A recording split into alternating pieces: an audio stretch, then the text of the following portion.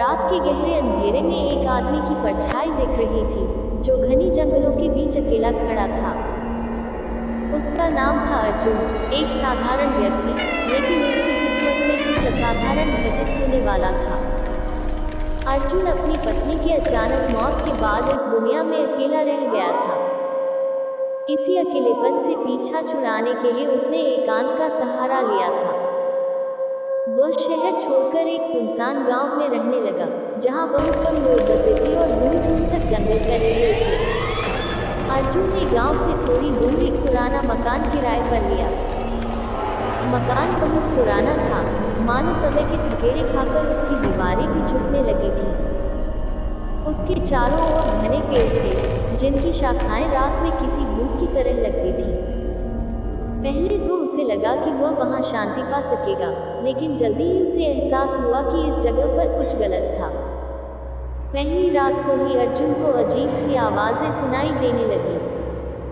ऐसा लगा जैसे कोई उसके कमरे के बाहर कदमों की आहट कर रहा हो। उसने दरवाजा खोला, पर वहां कोई नहीं था। वह थोड़ा डरा, लेकिन अपने मन को समझाया कि शायद यह उसका वहम था। उसने खुद को समझाकर सोने की कोशिश की, लेकिन नींद आंखों से कोसों दूर थी।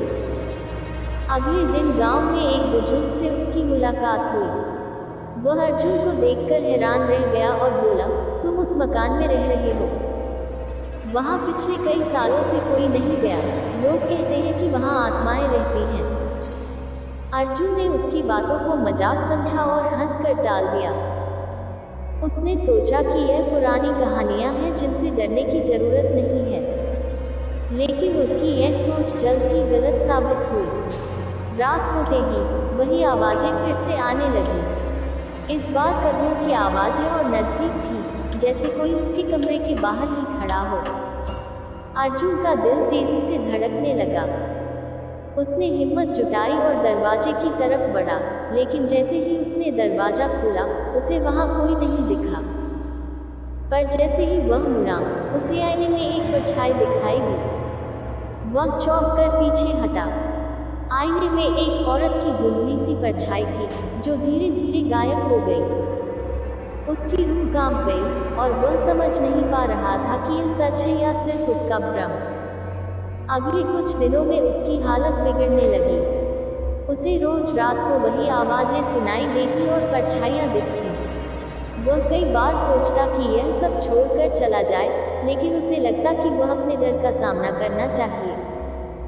अर्जुन ने ठान लिया कि वह इस रहस्य का पता लगाएगा। अर्जुन ने उस मकान के पुराने मालिक से संपर्क करने की कोशिश की। मालिक ने अर्जुन को चेताया कि उस मकान में पहले भी कई लोग आए और अजीब घटनाओं के कारण वहां से भाग गए। लेकिन अर्जुन की जिज्ञासा और बढ़ गई और उसने गांव के एक बुजुर्ग से मकान के बारे में पूरी कहानी जाननी चाहिए। बुजुर्ग ने बताया कि सालों पहले वहां एक औरत, सीमा, रहती थी, जो हमेशा अकेली रहती थी। उसके बारे में लोग कहते थे कि वह तंत्र मंत्र करती थी। एक दिन गांव वालों ने उसे अजीब हालात में मृत पाया। उसकी मौत के बाद से उस मकान में अजीब चीजें होने लगी। गांव के लोग मानते थे कि उसकी आत्मा अभी भी वहां भटक रही है। अर्जुन को समझ नहीं आ रहा था कि वह इस पर यकीन करे या नहीं, पर वह अपनी आंखों देखी बातों को नजरअंदाज नहीं कर सकता था। उसने ठान लिया कि वह उस आत्मा से बात करेगा और सच्चाई का पता लगाएगा। उस रात अर्जुन ने खुद को तैयार किया और मकान में एक दिया जलाकर बैठ गया। उसने आत्मा से बात करने की कोशिश की, कौन हो तुम? क्या तुम सीमा हो? अचानक उसके आसपास की हवा ठंडी हो गई और एक धुंधली परछाई ने आकार लेना शुरू किया। वह सीमा की आत्मा थी।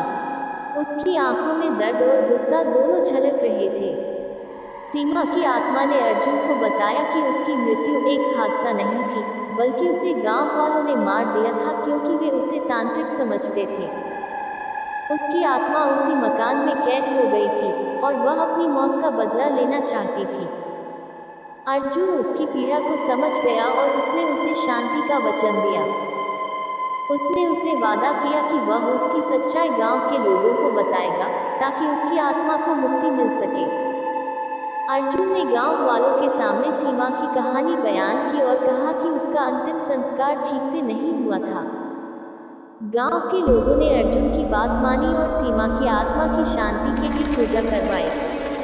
इसके बाद उस मकान में अजीब घटनाएं घटित होना बंद हो गई।